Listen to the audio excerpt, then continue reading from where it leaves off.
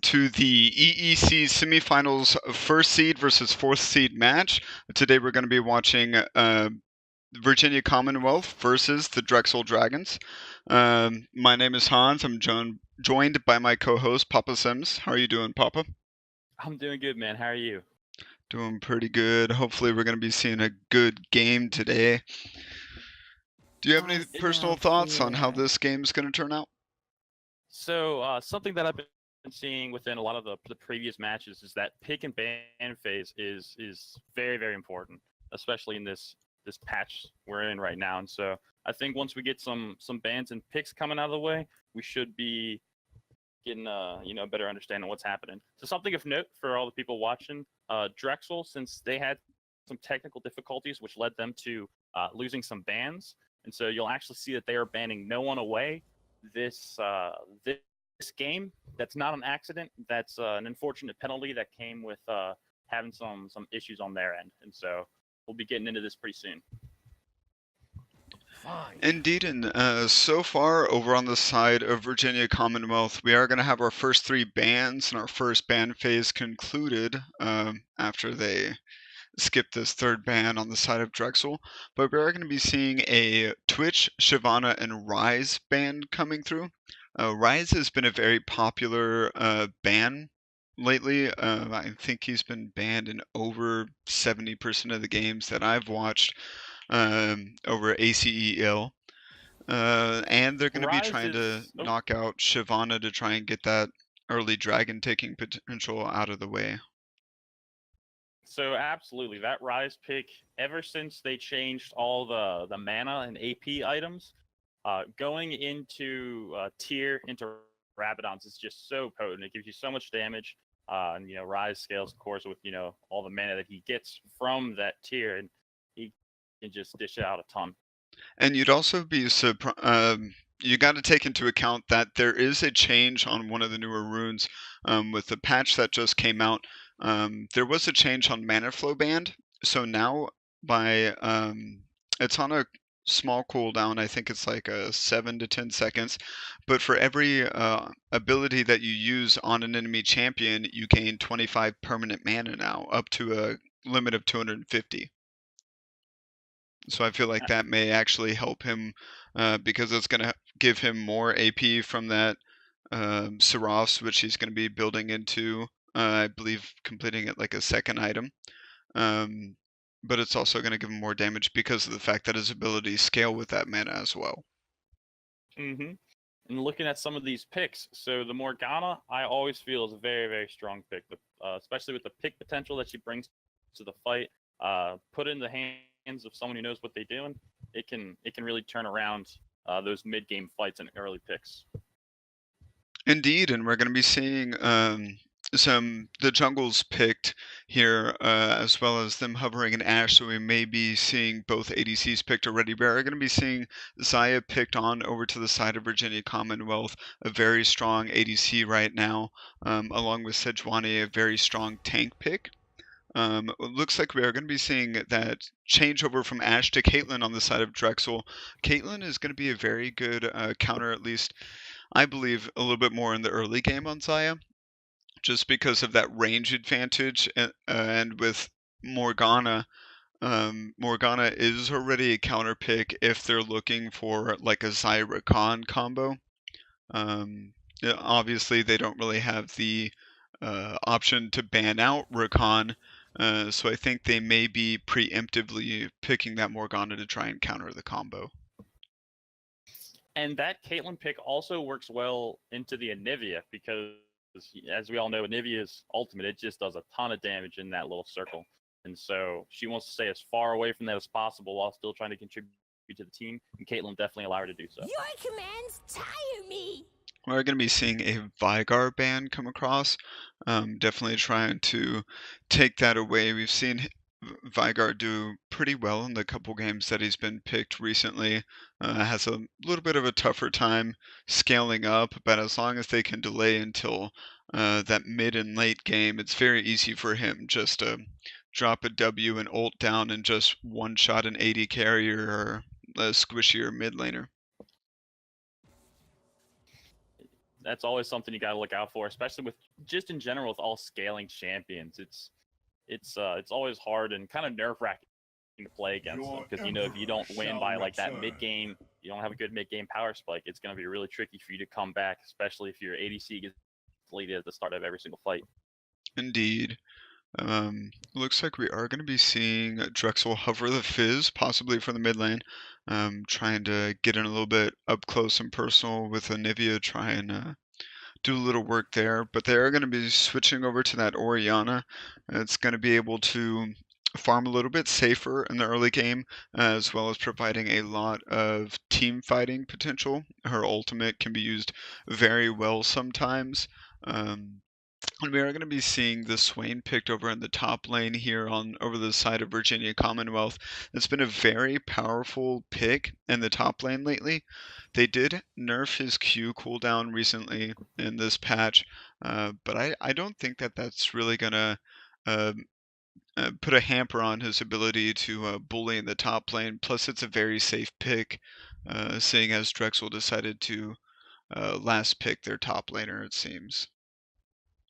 And so Drexel's definitely going to want to pick someone with a lot of area of effect damage. And looks like if we truly do bring out the Galio, that'll definitely help it. So Drexel's comp, I'm really digging right now. They have the ball delivery system with the long range Zac. They have the Galio who can come in, give that flat percentage damage reduction, then give the huge knockup in conjunction with a shockwave. It's going to be pretty tricky for Virginia Commonwealth to dance around all these picks and pick potential that Drexel's bringing to the fight. Indeed, it definitely looks like for like the early game, Virginia Commonwealth is going to want to turtle it a little bit. We may be seeing Swain out of all the lanes go a little bit more aggressive on this Galio. However, that Galio pick's going to be very safe, especially with his W scaling with magic resist. It's going to be interesting to see how Galio decides to build in the early game. He may be trying to get a little bit of like a can't remember the name of the item there. The one that it reduces the damage from the same ability cast within a few seconds. Oh my goodness! Oh, it's the one with the purple mask. I know what you're getting at. I know what you're talking about. Yeah, but it may be interesting just to see him Galio build that because it's going to help obviously give him a good amount of magic resist whenever it comes to fighting Swain. But once you get down into those later team fights, I mean, you're going to be having to deal with Anivia that's just the same, like her ult. It's just going to be sitting there doing the same amount of damage. Definitely have to watch out for as she gets more cooldown reduction. She's able to spam her abilities a lot. Um, and then along with just Sejuani, he's probably going to be throwing on some Merc Trez to help with the stun duration there. Definitely get that out and give him a little bit more room to dance around some of Swain's more the skill shot abilities, just like his E, just to make sure that he doesn't get hit by that. I know it's a little bit harder to dodge the Q, but just that initial magic resist along with that tenacity is definitely going to be helping him out through this game. So looking at these two teams, what do you think is going to be the way that Virginia Commonwealth wins this game and the way that Drexel wins this game? Well, I think that Drexel, they're honestly, I could see it getting to the mid or late game.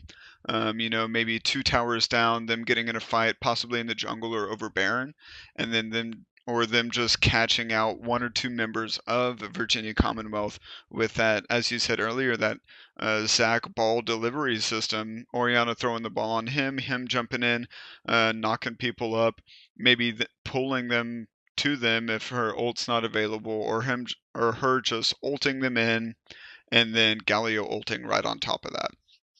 And then it's just going to be so much CC stacked on top of it. It would be a surprise, honestly, if they were to pick off 1 or 2 squishies if they didn't die almost within that initial 2 seconds, 2-3 seconds. I was doing a quick look down Drexel's team to see if there was an Ignite, and I wasn't seeing anything until the last Summoner spell icon down there with the Morgana. it's definitely going to be important for her to be cognizant of when and where she uses that, because that Swain, if he gets going ahead, that sustain is going to be, a force to be reckoned with. Not too many Well, actually, they can build Morellonomicons, especially on the Oriana, but you always want to make sure that you can deal with the sustain that Swain's going to be bringing to all the fights. Indeed, especially since none of them really have any inherent abilities to stop that. As we are going to be getting through the spectator delay, going um, into the loading screen here, hopefully get into the game. Um, as to switch on over to the side of Virginia Commonwealth, though, I think that as long as they're able to turtle the game out, just be able to pick their fights and make sure that they have proper control over their objectives, I think that it'll be very easy for them to, pick their fights to make sure that they get the fights that they want. I think that it's more so going to be on the side of Drexel if they're able to get that surprise engage on them. However, if Virginia Commonwealth plays it right, I think they may have the better team here. They have the disengage from the Janna ult. Zaya's ult can pretty much safely get her out of at least a sticky situation real fast. And then Anivia is able to shield people off to force them into certain paths as well, so that it's easier for her to land her stun, easier to force them in to where Sejuani is able to, use her charge in and just knock some people up, as well as just Swain being able to get them in a smaller area from that wall so that it's easier for him to just get that massive AoE damage down. So as we load into this game here, it'll be interesting to see if they go for any cheeky first blood plays or some invades here. Drexel definitely has the opportunity to do so with that Oriana long range snare. We'll have to see what goes down here.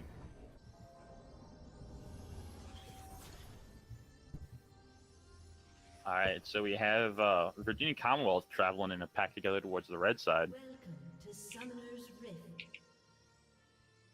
They're just setting up a neutral defensive position, and it doesn't seem like anyone's going to be doing anything that crazy, that expensive yet. As they're all just taking the normal routes, making sure everybody stays on their side of the jungle and making sure everybody's doing what they're supposed to be doing. We do see Swain coming down the mid lane. Up there he is, branching on up.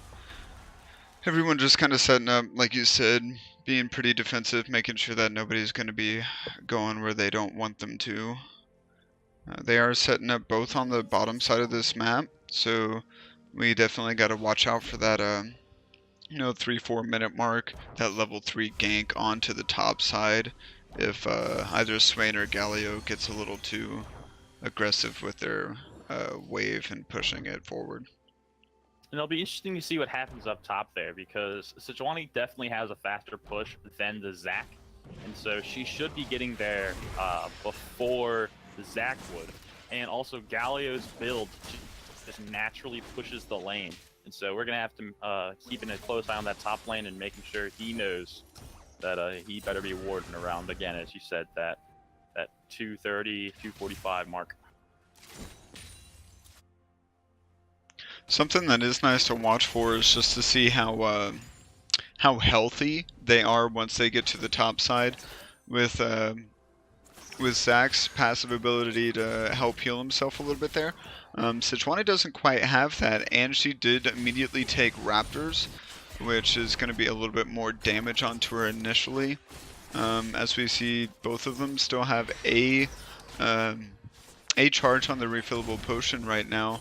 Both moving on. Sejuani did go red Raptors and then to her blue buff, whereas Zac just finished off his blue wolves and Gromp. So he's moving on over. Looks like he's going to be going for Raptors, going for a full clear, whereas we see Sejuani coming on up to the top lane for a gank here. And sure enough, as we thought, that Sejuani was able to get the faster clear, even though Zac did go for a much wider clear, and he's ganking the top lane now. Able to get that land on, and the aftershock picks up first blood. That was just a great gank in general. Even though Swain was a little bit pushed, they were able to keep him in a position where Galio wasn't able to even attempt to ward the river or anything. And Sejuani was just able to come up to the bush behind him and not even be seen based on the minion position as well. And then Zac, I feel like, even though he's a very gank-centric jungler, I feel like he focused a little bit too much on just trying to full clear his jungle instead of possibly doing like, you know, a blue wolves red buff and then trying to gank topside, or just being prepared to counter gank if needed. Now Zac, that's something that Zac definitely needs in his kit. He needs experience and he needs levels. That way he can get his slingshot to be at the potency that, you know, he'd want it to be. At rank 1, you know, that sling doesn't take you all too far, but once you get it up to, you know, 3, 4, you can start covering some massive gank distances, and, you know, your pathing really opens up for some unique ways that you can get in, surprise your enemy, and get some cheeky kills. Indeed, and it's interesting to watch this bottom lane. It definitely seems like they're kind of slow pushing towards the side of Drexel, but they're both kind of just poking in once they get that fleet footwork stack up, just doing a little bit of a poke here and walking away. And so here we go with the return gank, knowing he doesn't have that flash. The two, Sejuani and Swain just bring so much CC. Galio's just doing what he can, trying to get a little bit of chip damage. Might be able to go in for that Swain, but sure enough, they managed to secure that second kill on the return gank topside. Man, this Galio must feel bad, feeling like his name is Dyrus over here in the top lane. He may just want to bring Mr. Pillow with him, dude, because he's going to be sleeping under tower for the majority of this early game, I feel. Welcome to top lane, national campground of the United States. We are going to have to watch out on this bottom side. Sejuani is doing a good job of focusing on the top lane. However, with Zac, it seems like he's drifting a little bit more towards the bottom side. If he's able to get a good gank or two down here, if he gets a great gank off in the bottom lane, that's an easy rotate and first Infernal Dragon take right there for them. That'll definitely be something that they're going to want to be focusing on here, but we get a little bit of a skirmish topside. Doesn't really amount to much, but Galio's poking down that Swain probably a little bit more than he would like to be. But as you were saying, definitely bot lane is going to be a point of focus here in the next couple minutes. But no, the triple gank topside still does not have flash. Gets the permafrost down, but not enough to secure the kill. Definitely does enough damage to make him realize, all right, this is going to be a long game for me. Indeed, just trying to farm a little bit with his Q. Be wary of that that bush right there. He has, I don't believe that he has. Oh, he just used a ward there from his trinket. He is trying to poke down Swain. He sees that Sejuani's not there anymore, but Swain has his ultimate, so he's able to sustain a lot right there. As we do see Zac. Up, so we're at the same point. We do see Zac trying to come up topside for the gank, but without any vision, they were able to read his movements perfectly. They know that he was coming in from the top side, and looks like Swain just wasn't calculating his back well enough. He saw him there, he saw him over on his control ward in the river, but he ended up having to blow his flash in the end instead of trying to walk on over and walk back to his tower and get a little bit of a safer base right there.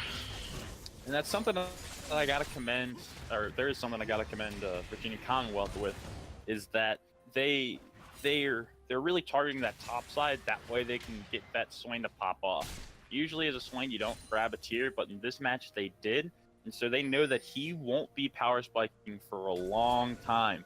You know, he's got to build that all those stacks up, but once he does, he's just going to be putting out so much damage, and he'll be able to continue these fights much longer than he would have normally if he wouldn't have gotten that tier. Indeed, and we do have to look at the fact that his keystone is Phase Rush. We've seen him use it a couple times here. He was able to kind of outrun Galio's E whenever Galio first got back to lane and was trying to engage on him. But getting those quick, you know, Q, auto, E, or anything like that in from Swain. Oh, we've got a lane gank coming down in the bot side. Just a little quick poke there, I guess. Trying to blow that flash on over from Janna. That's pretty successful. Well, that gonna be Zac hitting 6 just on Zac. hits. Oh, yeah. But here we're coming in with the gank middle. Oriana's going to be able to get anything off. Pops the egg Nivea, but not enough to finish off the job. Sejuani manages to pick up that kill, and she has 100% participation right now in that kills. Definitely having a huge impact on this game. Doesn't even have boots yet. Usually if you're moving that much, you gotta have a... Oh, coming back in with the ulti. Zac has to flash away not to get hit by that. It could have been his death. I believe that Zac actually does still have his passive up, much like Anivia. Well, obviously Anivia just popped hers, but a very similar passive to her. He's gonna try and go in, make her die from this tower here. No? Just check, you are right. Zac still does have his passive. And he was going for a little bit of a ballsy play, considering he did have a blue buff to lose. But bot side, we have the Morgana picking up the kill on the Janna. And they're managing to pin down that Xayah before she can even get a single kill in return for him. And while we were focusing on the bot lane, Anivia did back off because she was within 100 health from death there from Zac's ballsy play. However, Sejuani did go in and pop his passive, and Anivia did come back to pop down her ultimate and ultimately kill Zac while in his passive form before Oriana could get there and do too much, with both of them getting out alive. Seems to be Virginia Commonwealth is absolutely taking this early game. They've been focusing obviously on top and middle more so than bot lane, so you expect them to be behind, and that lead that they have bot side is going to start getting bigger and bigger for Drexel. They definitely have, what's that, a 30 CS lead at this point, and so Zac is definitely going to want to set up shop down there and start helping the only lane that's actually working with them. And if you're checking that bot side vision, that's something that Drexel is also focusing on. They have the 3 pink wards down there, making sure that they can't, or excuse me, VCU can't sneak that glorious Infernal Drake, which I'm sure they're all eyeing up as it gets to this 11-minute mark in the game.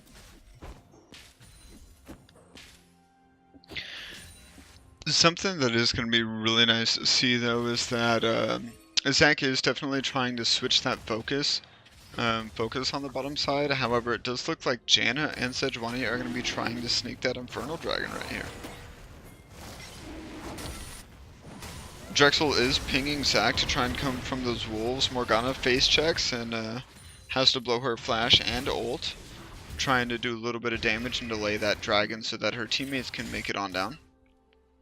Zac gonna just walk on up. He's gonna see that pink ward and the dragon pit and knock that down while they counter by taking his pink ward outside of red buff. But we do have a fight going on in the top lane. Swain is gonna pop his ultimate.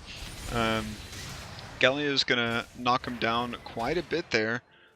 Dodge that Q on over from him. I think maybe that was actually his W, my bad. Something I think is goofy is just Swain's walk animation. He's a very rigid old man, you know. Always walking straight up, you know, shoulders don't move at all. It's just very stern. Yeah, man, this is looking like Lucius Malfoy before the Harry Potter series. Yeah, you're right about that one.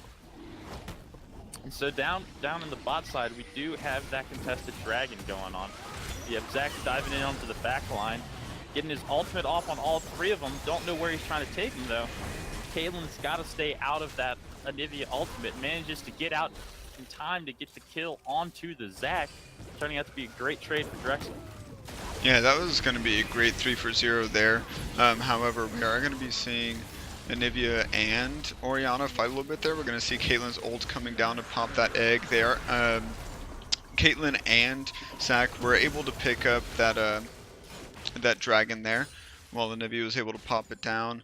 on Nivea. We did see Zach trying to be a little bit cheeky there, trying to play around with him like he was gonna steal that kill, but it was something that that we do want to make sure that we keep track of, is that Nivea was actually able to pop Zach's passive there, so he will not have that up for, I believe, another 2 minutes now. I believe that's the cooldown. I'm trying to check it now. Well, it's about halfway, halfway back up already since that dragon fight. So if he delays a little bit, I think he actually backed to buy some items.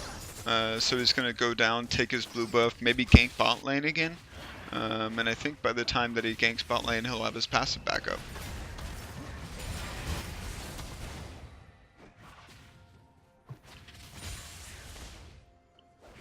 Sorry, I was having to tend to a couple PMs coming in.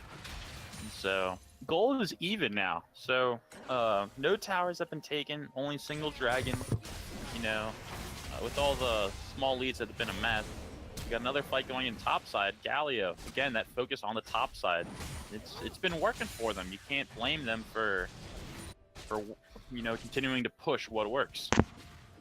Indeed, and something that's really nice though is the fact that with those I think actually 4 kills down in the Dragon Pit, they were able to, like you said, really even up that money. Drexel actually went from a 1.5k gold deficit into a, now it's pretty even with the death of Galio, which is kind of disheartening.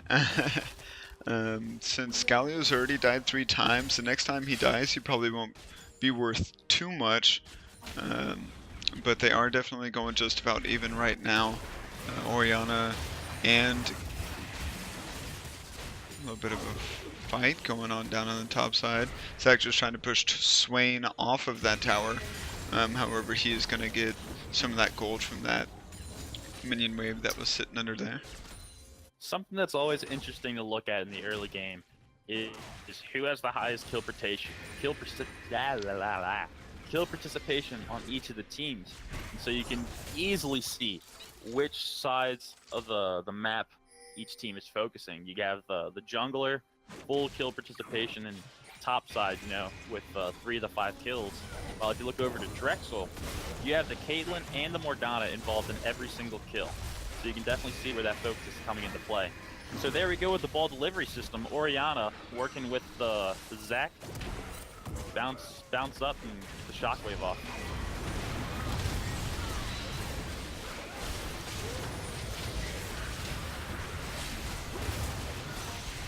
Man, this is just a beautiful fight to watch. We do have Swain blowing his teleport. He is going to be able to get that Orianna while they still are fighting in the middle lane. Zach going to be using the best of his CC to try and land that Q on Anivia. He's going to kill her with Caitlyn getting that last shot onto Janna. Xayah was able to flank back around and help Swain out. Was able to keep him from dying initially. However, he is going to end up falling now to Caitlyn as Morgana and Caitlyn do start to focus back on the Xayah after she pops Zach's passive. So now we have just Drexel's team fighting ability coming into play and is taking over in this as we get towards the mid game here. Caitlyn's completed her first item and has a BF sword to boot. Meanwhile, they're still working with just the BF sword and just the parts of what I imagine will be an Infinity Edge with the Xayah for Virginia Commonwealth. And Xayah is gonna have that first item as that Essence Reaver. That's really gonna help her her mana consumption there, especially with her having that Brawler's Glove for that extra bit of crit. Making sure that she gets crits more often to get that mana. However, Orianna is going to shove up too much, and Anivia's just going to come around the corner, throw that wall up, land a stun, throw an E, pop her ult down, while Sejuani just comes over the wall to make sure she gets a little bit of that kill participation there. While we have Zach coming in to try and defend this tower. Just try and back them up off. Since he is tanky, he can get away with tanking some of that damage there. But Well, they are Drexel going to has get that that mid tower anyway. Well, Drexel has the Morgana for those easy picks, you know. Anivia can function much in the same way. It's throwing out her really slow Q, but it stuns and hurts like a truck, and she can throw up that wall and do a lot of different displacement tactics to make sure that you don't end up getting to where you want to get to.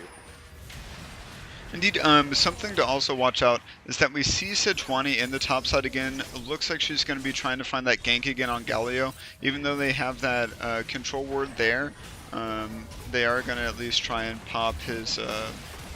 oh, he has no flash, so they're actually just going to try and get a little bit of damage there. Maybe try and shove that lane, get that bottom... that top tower. However, in the bottom lane, we do have Caitlyn pushing up, waiting for her wave to crash into the bot tower so they can finally take that. Definitely looks like first tower gold is going to go on over to the side of Drexel. Now that they have that down, they're going to have their wave pushing more. You can see their ward coverage. They ward just expired in Raptors, but they do have a ward in that bush next to it. They have a ward in the bush next to Red Buff. They have a ward in the bush across from Krugs, a ward in Tri-Bush, a pink ward in their bot side River Bush, and they're trying to make sure that they have vision as much as possible there, so that it's safe for Caitlyn to take that Red Buff, and for them possibly to try and focus on that dragon here in a second. So this was something that I was looking at too that caught me off guard. Drexel did not get first tower gold. I believe when we were watching the skirmish topside between Galio, Sejuani, and Swain, Virginia Commonwealth actually took that mid turret, and that sure enough was the first turret. You're right, I forgot about that. We did talk about how Zach did come into the mid lane to try and knock them off a tower. However, I forgot while the screen was pulled away. I believe I was actually the one that mentioned it too, so that's kind of embarrassing there. But Sejuani tanked, and they did get that first tower gold on the T1 mid tower.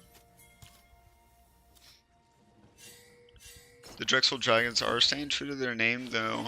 So far, 100% of the dragons spawned on the map have been theirs.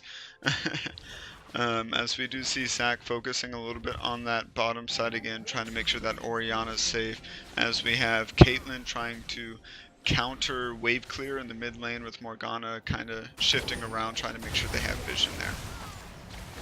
A concern you always tend to have when you have an AP top laner, AP mid laner, and AP jungler is that will you have enough AD on the team? And Drexel has done an excellent job making sure that their bot lane, that they're getting that Caitlyn ahead, and you can easily see it paying off. She's up 40 in CS. She's a full item ahead. Her boots are completed. She's sitting pretty right now, and she's going to be dishing out a ton of damage once it comes to team fighting and starting to siege towers with her range. Indeed, in noticing that she does have a Brawler's Glove in her inventory right now, it's going to be interesting to see which crit item she builds next, whether it's going to be a Phantom Dancer, a Rapid Fire Cannon, or a Runon's Hurricane. I'm really excited to see that first Static Shiv because it's really going to help out with that wave clear. I know some people have still been getting a Runon's Hurricane on her. Sometimes doing it on purpose, just trying to get some more AoE teamfight damage there for their team, but sometimes just because they're still in that habit of the old Caitlyn mechanic where her headshot would reset from Runon's Hurricane stacks, which it doesn't anymore as of, I think, patch, was it 8.2 or was it towards the later end of 7?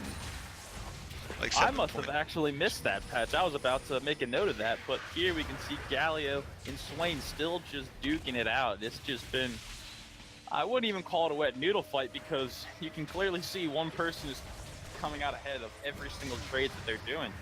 So the burst of Swain isn't quite enough, but going into bot side, we got the dragon fight going on right now. But Zach is able to secure the smite. Meanwhile, he was being attacked by the Sejuani. Sejuani gets a 3-person all onto the backside. Redemption starts healing on VCU a little bit more, but Zach gets the last stitch. Let's bounce. before he gets popped, and definitely brings them all into the Morgana, locks him down, and that Caitlyn just able to clean house with all the massive amounts of damage she's able to put out now. Orianna Flash throws the command attack, picks up, that's 4 down for VCU. That'll easily be a tower, and they might be able to transition it into something more. Alright, definitely looking towards this Baron right here while letting Orianna get that tower. They definitely have the damage and the health. Zac able to tank with that Morgana Black Shield helping out just a little bit.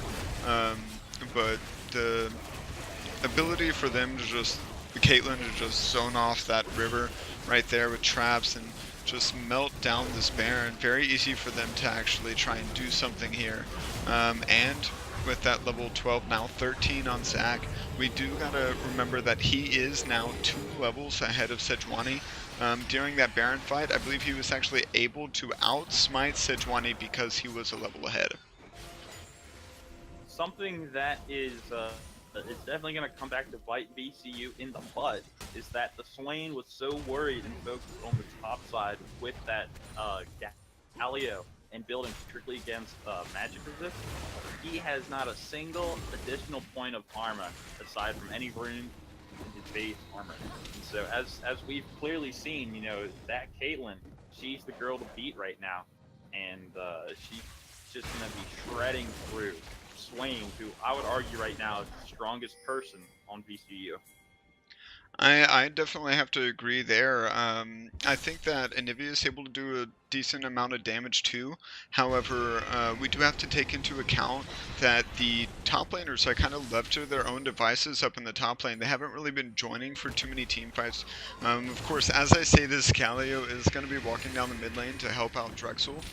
Shove this mid lane as Swain shoves up a little bit and is going to be coming on down as well.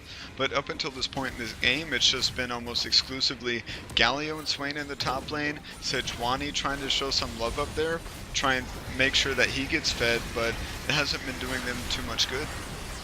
Galio gets a 2-person taunt while standing right inside the Anivia Blizzard, I believe it's called. Nothing ends up happening, just trading from blow for blow. But no, the Caitlyn with the massive crits able to bring down the Swain. Fighting going on the backside. Galio, I think that's the first ult he's used this game, given that damage reduction. Zac gets stopped while he's trying to do his bounce. Takes a ton of tower damage and has to pop his passive. Nivea still has that circle going down, dealing a ton of damage, but looks like Drexel, they managed just to walk away with a bunch of bruised knees, but no casualties. Indeed, and Drexel is, I guess maybe they're a little bit in some old habits as well. Looks like they have a banner of command on their Baron empowered cannon minion here, trying to shove into the mid lane. Them just being able to 4-man take out the Sejuani, while Zac gets a little bit of a push going in the bottom side so they can transition on over to possibly another inhibitor, even though we are going to be seeing Galio back. I gotta say, I actually do really like that banner of command pickup from the Morgana. With the new changes, or not really new changes anymore, but you know, how they switch it up a little bit. Now banner of command, if you are using ability power attacks, they no longer damage a Baron or a banner of command empowered minions.